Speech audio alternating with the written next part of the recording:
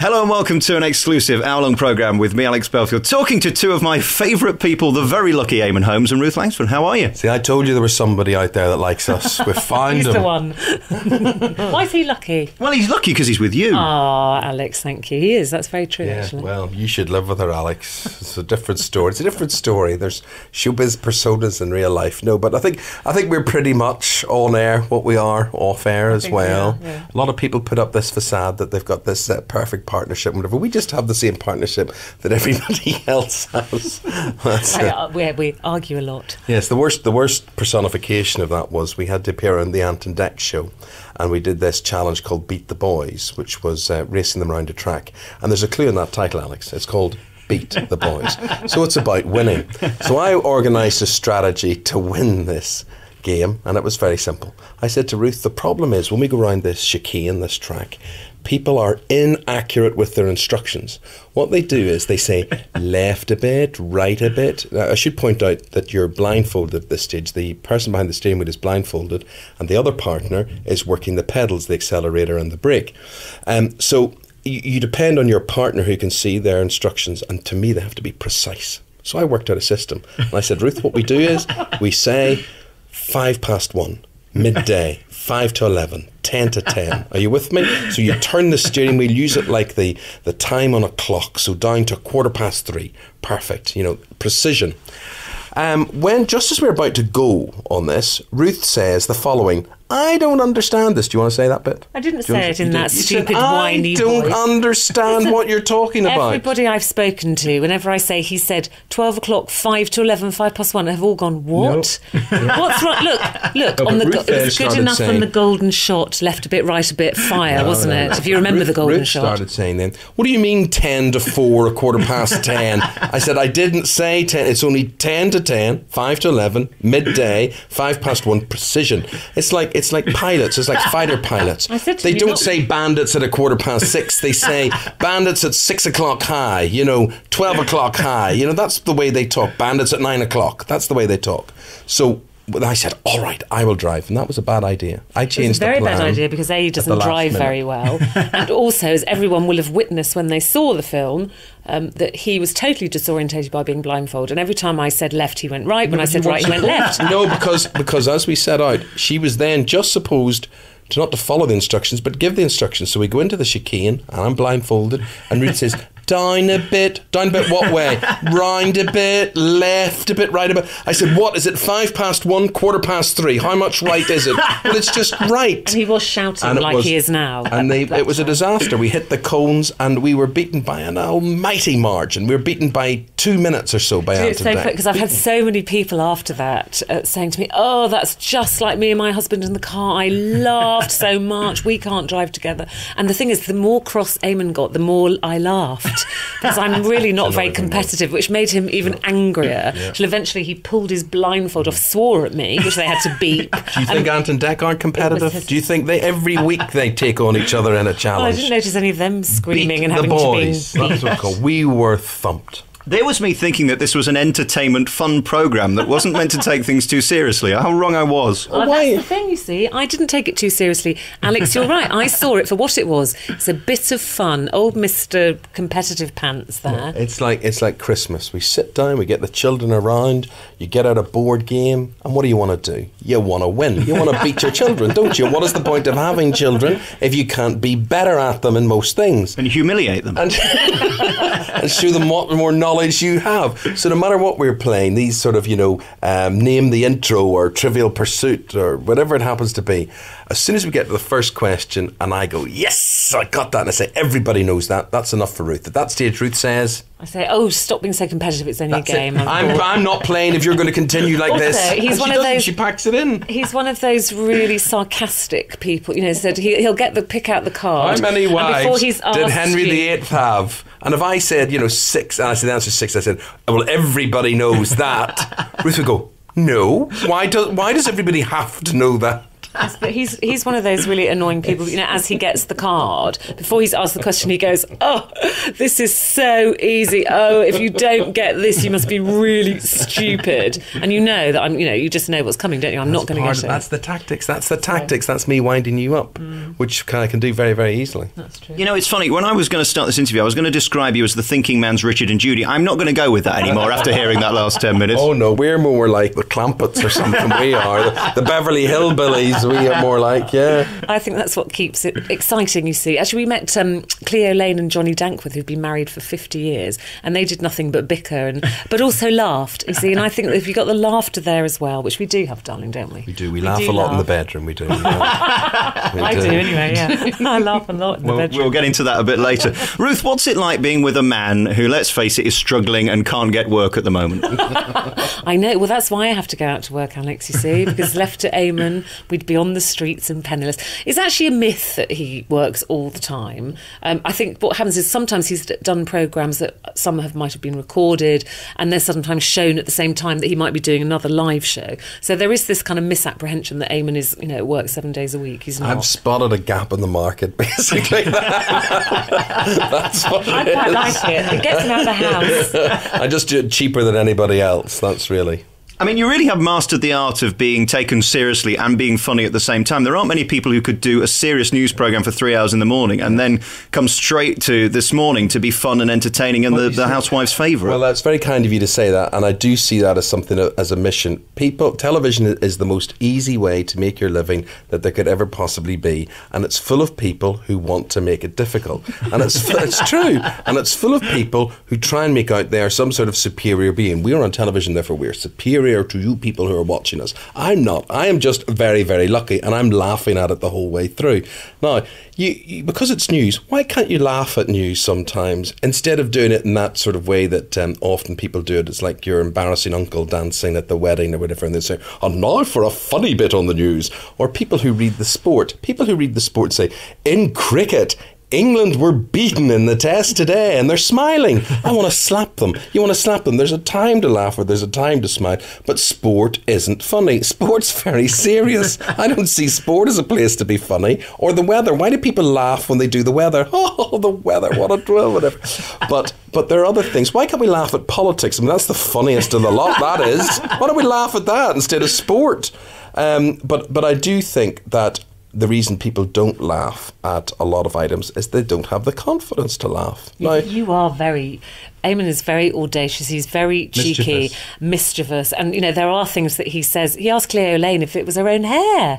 You asked her if it was her own hair. Well, people want to know that. People are looking at Cleo Lane and they're saying, she's had that hair for years. Is that hers? Is that out of a box? But it looks different. But that's why Eamonn's so brilliant, because I would probably be thinking that, but I think, I can't ask that. I might offend her. But he asks it, and he's just kind of got that Irish charm that he gets away with things that some of us I don't mean it in a wicked way. I do mean it just in a curious way. And I'm genuinely, I am a nosy person, and I am curious, and there would be no point doing the job that I do if you weren't nosy about people, and again in a nice way. I mean, as a journalist, I couldn't be a horrible, wicked, person that sort of goes through people's bins and picks the most horrible things about people. That's not the type of journalism I want. People know if you're asking them a tough question, or if you're being judgmental with them, or if you're on their side or whatever. And I'm interested in my job, and I like doing it. Most journalists, when things go wrong, like the auto cue, they fall to the floor and don't know how to react. Whereas you, because of the other skill, just put your hands up and go, all right, and get out of it, which is much more comfortable for the viewer. I absolutely agree with you. I think you've got to stand up, and it's this whole discussion about transparency now in broadcasting, whether you go with viewers' votes and name the cat or the dog the name that the viewers have decided, or you make one up for fun or whatever. And you've got to get these things in perspective. There is a difference between doing something like that or making a mistake like that, not that I'm condoning that at all, and stealing money out of people's purses and wallets the way GMTV did through their they're a phone-in scam, and you've got to get these things in proportion. We're back on your favourite local radio station. It's Alex Belfield talking to Eamonn and Ruth today. That's nice, isn't it? When you've got Richard and Judy, you've got Philip and Fern, and Eamonn and Ruth. Everybody knows exactly who you are. That doesn't happen to many people in show business. Yeah, ER, we're like royalty. But we're doing this together and working together, and we're lucky because we are only the sort of holiday stand-in for Philip and Fern. So we do the summer and the half terms and that sort of thing. And quite frankly, that is enough. That's the way you want to do it. It's given us huge respect for Richard and Judy, who would have to do this all the time and then go home and live with each other as a result. There's a big difference, but co-presenting is hard enough to kind of chemistry. You look at Fern and Philip, and they've got this great chemistry as mates. But you have to kind of grow that chemistry, don't you, within its friends? See, but I don't believe you with chemistry. See, I think chemistry, by and large, is false. By and large, it's just things that producers would like everybody to think happens. I don't care who you are in television. No twosome in the regions, nationally, wherever, get on all the time. They don't. But in the world of media land, you have to pretend they get on all the time. The nice thing about working with your partner is you don't have to pretend you get on all the time. What I was going to say was that thank you, before you took over just completely. My theory. Just my theory. Like he always does.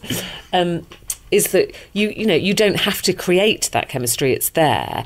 But it's interesting, the kind of other side of that coin is that there are things you'd say to your partner you would never say to your co-presenter, who isn't your partner. So, I'm sure I must ask questions that Philip doesn't agree with or thinks are a bit stupid. He wouldn't say, and likewise I wouldn't to him. Eamonn, the minute we come off something, he'll go, "Why did you ask that? What a stupid question!" You've just made that. Now, sorry, you see. Well, I'm quite offended with that. When have I ever said you've asked a stupid question? Darling, you have. Well, that's a lie. You're lying now. You know to look at her face. She's just made that up, and she's trying to. And he said to me the other day in front of everyone, "Have a mint to your breath." He pointed at me. Yes, your normal co-presenter wouldn't say things like that. Well, all I ever am, I'm constructive with you in terms of interviewing. That's what it is. I get the feeling when you go home, does he train you how to be a better interviewer, journalist and person generally? Well, actually, he does, because he's the most fantastic journalist interviewer. No, seriously, can I be serious now? This is honestly true. Don't be nice about him. He's just sat here insulting you for the last 20 minutes. Nice about him, I build her up all the time. I am that's the myth. I do learn an awful lot from working with him, because I do think he is a superb broadcaster. I watch and learn, and there are things, interviews that we do, I think, I wish I'd have thought of that ending, or wish I'd thought of that question. So I do learn a lot from him, and if he wasn't my partner, I would work happily with him and we'd never have a crossword, because I think he's fantastic and brilliant at his job. All we argue about is the kind of things that other couples argue about all the time, or say, "I don't like that shirt on you. Why did you wear that? You look fat," or, And you also have got to accept that different people do things different ways. Ruth and I are just completely different types of broadcasters, so I would never try to impose the way I do on her. If she ever asked me for guidance, I would give her guidance, but you can't impose anything on Ruth, because Ruth doesn't like being told to do anything. Is that fair enough? That's absolutely 100% correct. Marvellous. We agree on something. My perception is, and I know nothing about anything, is that you've either got it or you haven't with TV and radio probably. You've either got an interest in people and an ability to communicate naturally, or you're one of those people that needs a list of questions. And I do see it on all different programmes. But to be fair, I would always have, if you came and looked at my script, I don't have questions, but I might have bullet points just to remind me. So, I can look down and go 50th anniversary, new CD, daughters in hospital or something, just to remind you. It doesn't mean you've written a question. We certainly don't have questions written for us on This Morning, and it is very much a conversation. You have to budget in fear. You see, fear. Once you go into studio and you get panicky and your heart rate rises and your mouth dries and some things go wrong and the running order's changing, that's when you forget. Also age, when you get to my stage, you forget. I forget people's names all the time. I do have to write out people's names, Alex, sorry, at the top of the page.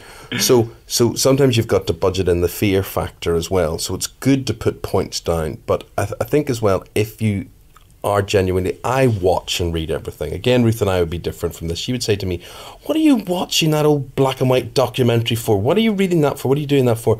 But I find the more knowledge that I absorb, the easier my job is. And I think you would see that. But you'd say to me after something, how did you know that? How did you know? And I don't know how I know it. I know it from somewhere. But we are very different because, I read all the briefs and I do all my homework and things because I think, to me, I feel informed. Whether I use any of that or even go, but, I've read, they started out in theatre and they did this, and Eamonn will come straight in with a much more kind of current question. But I feel happier that I know the other stuff if it came up. Half the time I would look at the other stuff and say you don't need to know all that. So what you need to know is what this person is doing this week or where they're at the moment. And so it's different ways of approaching it. But the lovely thing about having a partner who approaches things in a different way that you do is when you have an off day, they're in there to fill the gap. And and hopefully that's what it's about at the end of the day. It's like kind of driving the car and sometimes you take a back seat. Let's not go back there again. Let's not get into that. Yeah. We can't. We're so bad in the car together. When we're doing This Morning, we can't share a car. So we're coming from the same house. We did it once. This is honestly true. We did it once, and Eamonn said to me, "What time do we have to leave?" And I said, 7:15. He went, "What? That's too early." I said, "Look, 7:15, 7 o'clock at the absolute latest, Eamonn. I need to be there for 8. 7 o'clock. I'm pacing around down in the hall, thinking, where is he? Went up. He's in the bath. Actually, still in the bath. So of course I go mad. We have a row. Get into the car. He wants the air conditioning on at -30. He's got that talk sport radio. Radio 5 on. Yes. I listen to the news and sport. And I like quiet because I'm reading my briefs as I do. It was a disaster, absolute disaster. And I said never again. So we come in separate cars now.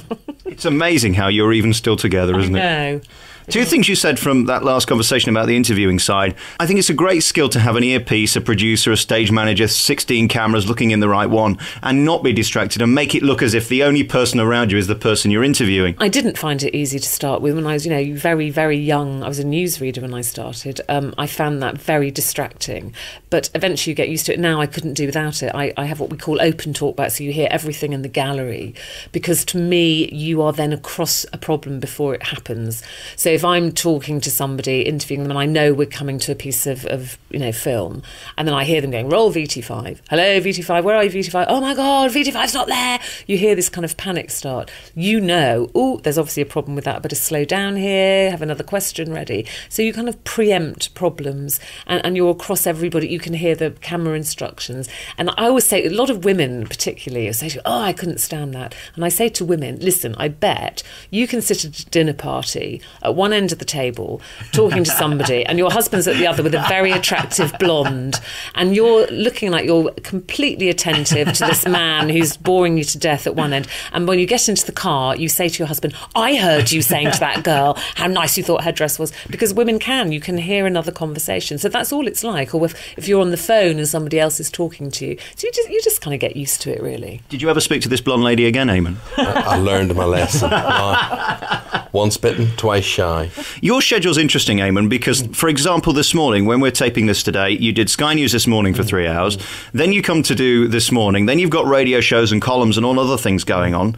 How are you getting through your day at the moment? Is it power napping? Is it some kind of chemical enhancement? What is it? Well, maybe I just have more stamina than other people. I don't see it that way. I mean, if I was a delivery van driver, I would have, 10, 15, 20 jobs in a day.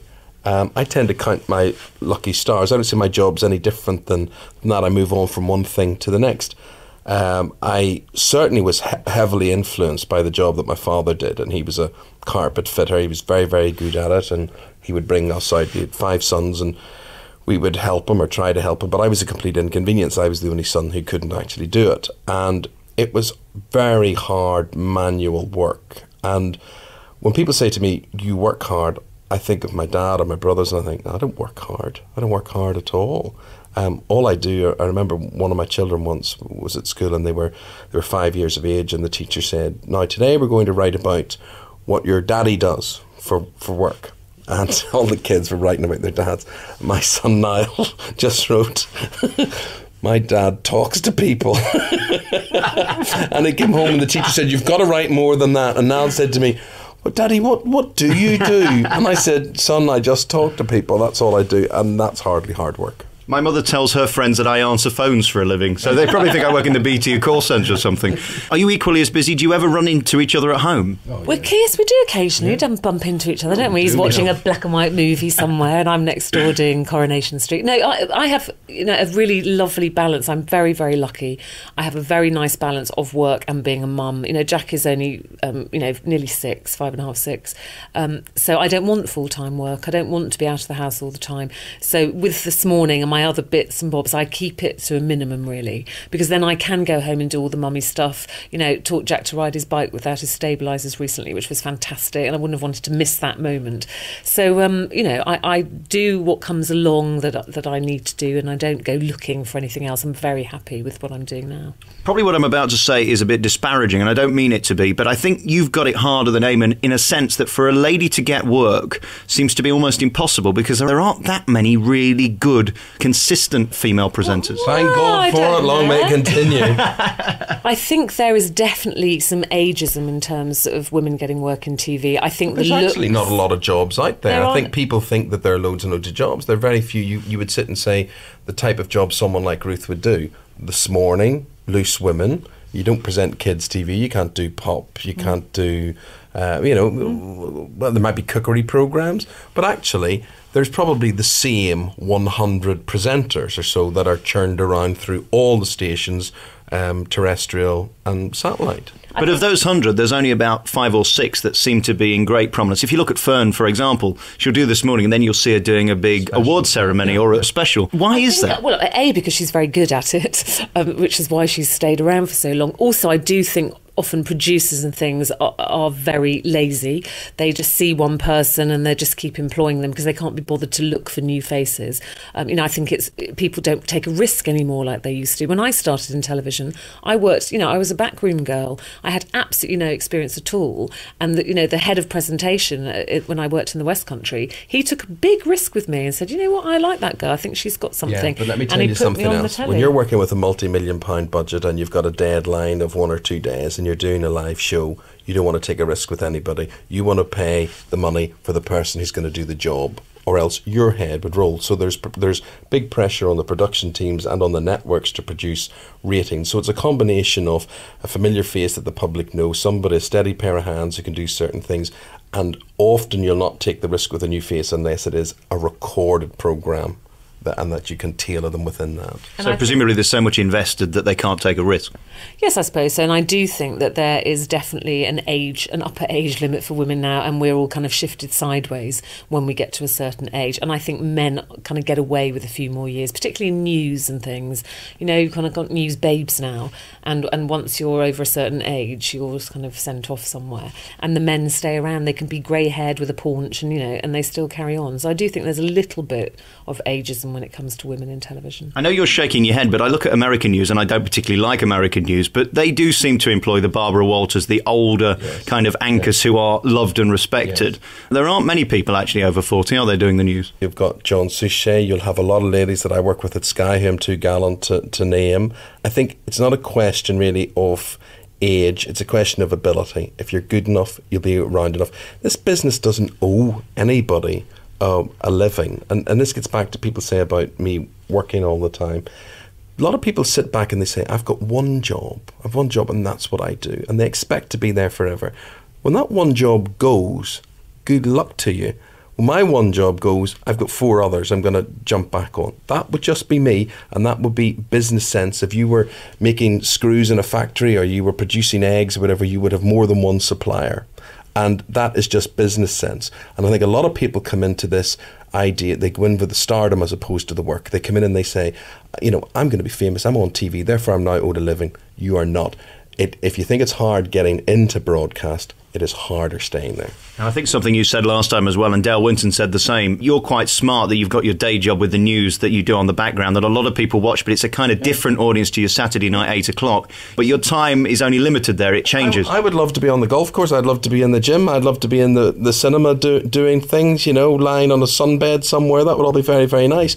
But if you ask me why I've lasted 27 years, it hasn't been for my fantastic looks or your ability in one certain area.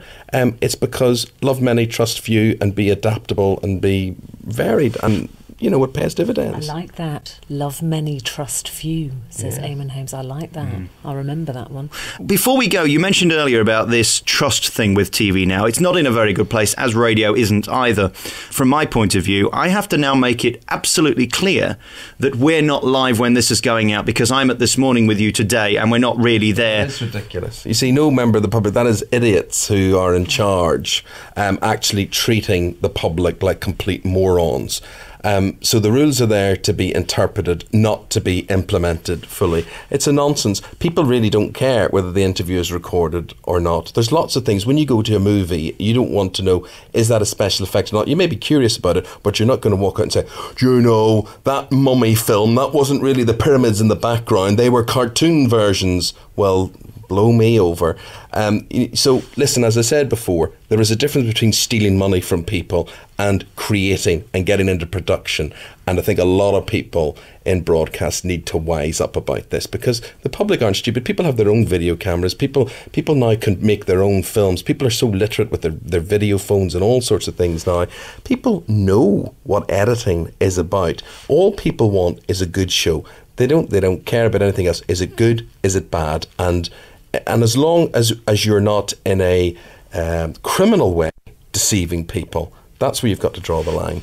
If this was a bank that took £8 million, for example, from its customers, wouldn't somebody go to prison at this point? I suppose they would, yes, and there are investigations obviously raging in TV at the moment. I think it's a great shame, because there are, a lot of programmes who've come out of this clean. I have to say, This Morning being one of them. We were investigated like everybody else, and we run a lot of competitions, and we came out of that absolutely fine. And it has it's definitely tainted people's perception when there's a competition running, and I think that's a shame. Like Eamonn said, there's a huge difference between saying, look, we recorded this earlier, who cares, as he said, as long as it's a good interview and it's a fun programme, to actually telling people, phone in and you can win this, and they've already picked their winner.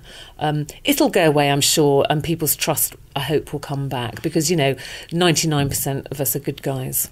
The difficulty, I suppose, is that they're continuing to expose different programmes, and from my grand's perspective, who is not media savvy, she reads all these stories and thinks, well, who can I trust? So it does impact everybody. The sad thing is when somebody like you, Eamonn, could get involved because it's your programme. Presumably you're never involved with the minutiae of who picks the competition winner or when that is picked as a presenter. No, but for instance, on radio or some programmes in the past, say for instance we had a guest who came in and they said, say it's a footballer or a cricketer or something, and this famous cricketer comes in, you've Ian both of them, and he says, look, I'm going to sign this bat for you and a copy of my book. And I'd say, Ian, thanks very much, and I'll tell you what, we're going to give this away today to the person who's got the wittiest joke about Ian Botham that phones in the next hour.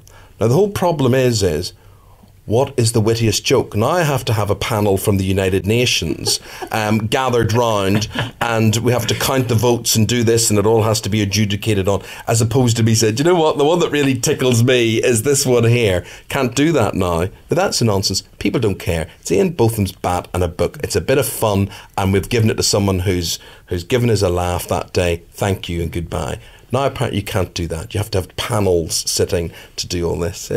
I just think sometimes, thank goodness, I've seen the best years of broadcasting, because it really is. It's becoming a politically correct state. Everything is so rigid, and I will see it as my challenge in the years to come to wheedle my way around that and try and still make programmes as fun and as mischievous as possible.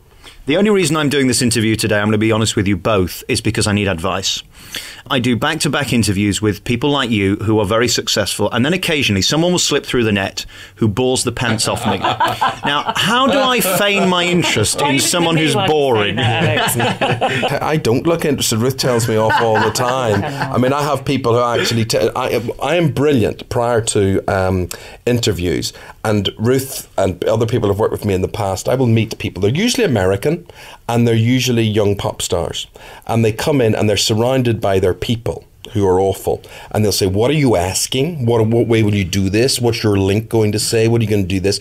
And there'll be certain requirements. We will say at the top of the programme, we're going to wave to this pop star. If this pop star says, hi guys, how are you? They will say, that was not part of the contract. We do not wish, we want to see the lighting that's for this and whatever.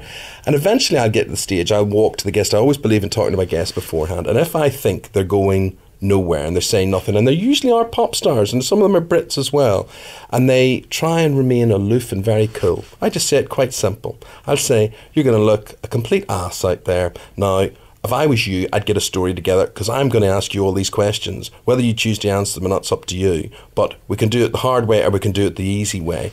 And I will be quite blunt with people.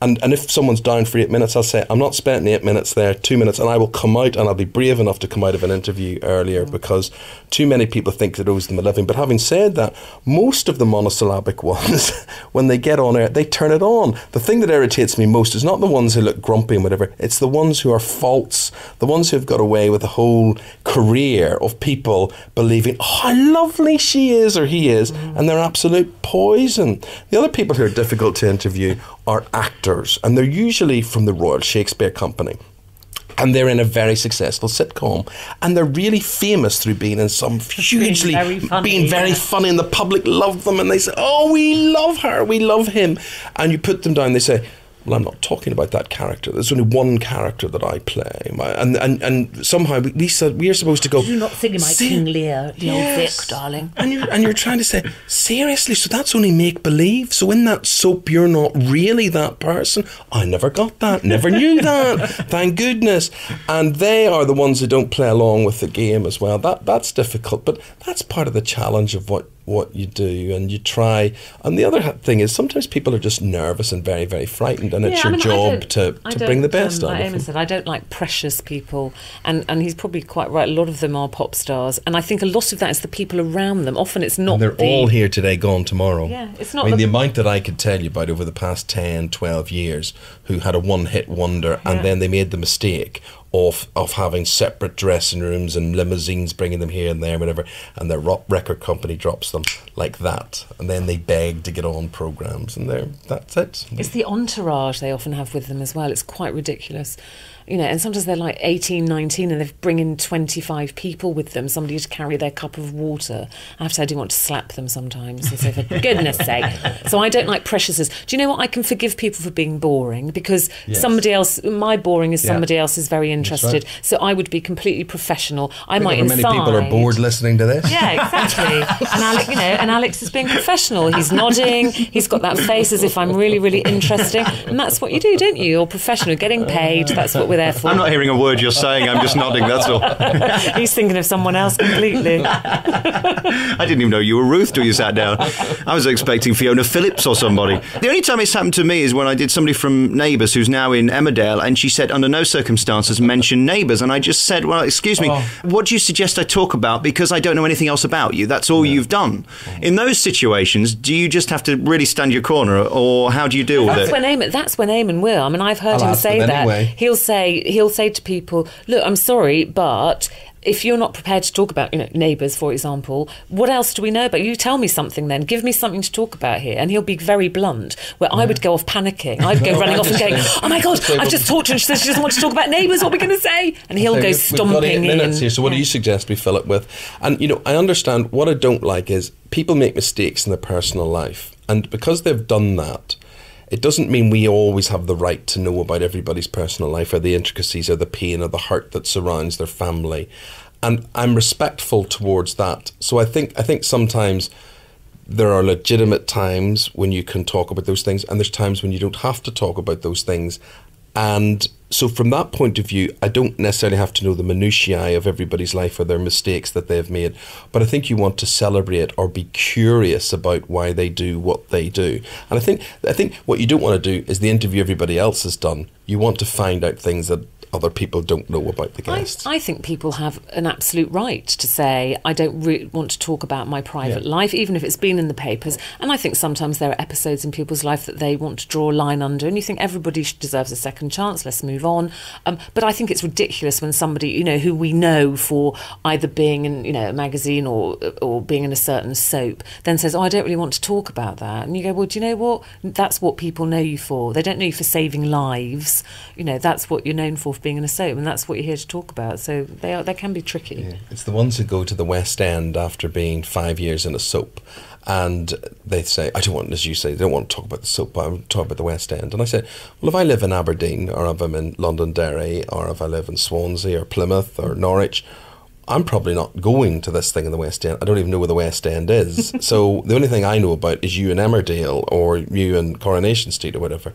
And I think you've got to spell out the realities to people. People love to reinvent themselves and think everybody should just go along with that. Who's the worst interviewee you've had then? Well, worst and difficult is two different things. I was going to mention Michael Barrymore, who I did last Christmas, and I sat opposite him wondering, at what point do I go down the line that I'd got to go down? We were sat opposite each other for 35 minutes, and you have the same type of interviews on This Morning particularly, where people come on for PR reasons to sell something after something's happened.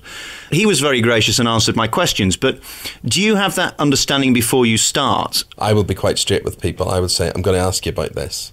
I don't like the sly ones. I don't like people who look at you, who would be interviewing me and be all smiley and nice and then knife you in the stomach as you're sitting there. I think people deserve to know what's coming their way. And also why broadcast is much more truthful than print.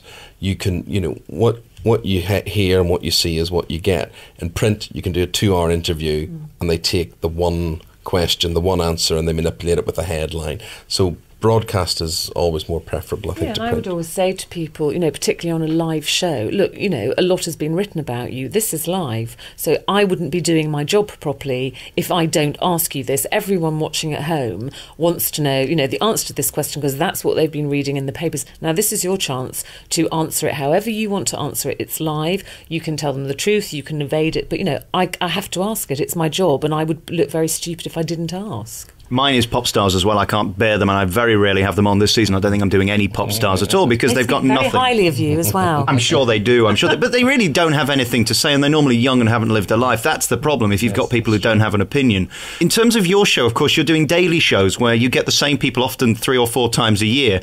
Are there certain people that you dread and you know that you've got to have them on because they're quite big? Yeah. You usually have them on because for some strange reason networks like them, or they've signed them up on some sort of deal where they've got to pay them anyway, and you look and you say 3 autobiographies a year, and you say why when everybody you know in real life can't stand this person or thinks they're boring or terrible, whatever it is, why does somebody in some network somewhere just think this person is fantastic? So yes, you know the one's coming, but that's when you can always tell it's a bad interview when the interviewers talk more than the interviewees. That's when Ruth and I turn to each other and talk about our private lives and say, do you remember the time this happened? And you think, great, there's another 45 seconds gone. But then also equally there are people that you are thrilled to see 3 times. We had Nigel Havers on recently and we've interviewed him, and he's just great fun. He's wicked. He's always got something to say, you know, and I look forward to seeing him. Jenny Eclair, Joe Brand. And you know that they'll be current. They're never precious, you know. And those people to me are so talented. They work hard. They come in here, you know. They're charming, or not. I hate the word charming because it sounds false. Pleasant. They're just nice and normal. They have a cup of tea, and you say anything in particular. What can we ask? Oh, ask me anything and whatever, you know. And so it's nice, you know. Some people you dread seeing 3 times a year, and others you would love to happily have on every week. But then there's funny things that happen to you. Is there's incredibly boring people, really boring people that everybody hates to interview, and they make special requests on certain programs, and they say, I will only come on if I'm interviewed by Eamonn. Because, you know, it's like he understands me or whatever. Yeah. And that's the embarrassing one, especially when it's somebody you think, oh, I can't stand this guy. And they make this, and this letter's written, and it's saying, you know, he enjoyed his time with Eamonn so much the last time, and that's where you make a mistake, doing it too well the last time. I think, you know, often Eamonn is more well known than his guests. And actually it works really well because people do, you know, even politicians I notice when I'm watching on Sky will often say, yes, Eamonn, well, it's interesting you asked me that, Eamonn. Not many people get that, do they? It's, I'm really they enjoying know him well. interviewing politicians. I think politicians know the worth now of being seen to have a personality as well. And I can be much more cheeky with politicians than most people. And when I say cheeky, I don't mean in that Paxman-esque way, that superb interview. And I don't have that intellect. I can't do that. But I can be man of the people and say, well, hold on a minute, hold on, are you just going to tax the hilt off us again with that? And it's... You asked Tony Blair if he'd been on a sunbed. I did. And I asked him, I said, Prime Minister, I said, the thing above all the nation wants to know is the hair this week. Where have you got it done this week? He had it coiffured in a particular way. But he, in fairness to him, he's very game for it. Gordon Brown's very game for it. William Hague's very game for it. David Cameron's very game for it. And I think people want to see the more human side of these guys, and they realise that politics, unfortunately, for most people, is a switch off. A man in a suit is a switch off when it comes on the telly. So the more entertaining you can make that, the better. But all interviews, all television should be there simply to inform, to educate, and to entertain. Those old-fashioned Reithian principles. And if you can do that, whether it's a kids program, whether it's an adults program, whether it's pop, whether it's science, whether it's motoring, you won't go far wrong. Jane Collins was on this morning a few weeks ago, and she said she'd come on when she knew it was Eamonn. She'd said no originally. Yeah, she does. Joan is very, very good. Now, she is. A lot of people may not look forward to interviewing Joan because she's a woman. She has her standards, and she's really good. She's one of the people that would say she would come on my radio show, she would do various things, and I'm very chuffed. She enjoys things because we talk about all sorts of things. We talk about her playing volleyball at school and school athletics and all sorts of things that she did. And I also, through watching those old black and white movies and things, know movies that most people don't know that she was ever in. And she has worked with some amazing people. No matter what you think of her individually, she has rubbed shoulders with every big name there has been. And she did look amazing, didn't she? She looked amazing. She has tremendous value, and she's very opinionated. And I think always I would start out with the principle that I would treat my guest with respect, the way I would with anybody. If I was meeting anybody in the bus or in the street or whatever it is, you want to treat somebody with respect and you want to be interested with them. It's up to them what they then do with that. But as I say to people, I can make you look good during this interview, but it's all about you talking. It's not about me talking, it's about you talking. If you can do that, then that's going to work well for both of us. I just did an hour special with Jackie Collins, and there was one thing that bothered me, that I banned her from saying the word sex. It was ooh, ooh, ooh throughout the entire interview. It was far too crude. Eamonn Holmes, Ruth Langsford, thank you so much for doing this hour special. It's been great to get to know you both together, and congratulations on what you do on TV. It's so natural, it's so real, and it's so brilliant and rare as well. Thank you for talking to me. Thank very you kind of much. you.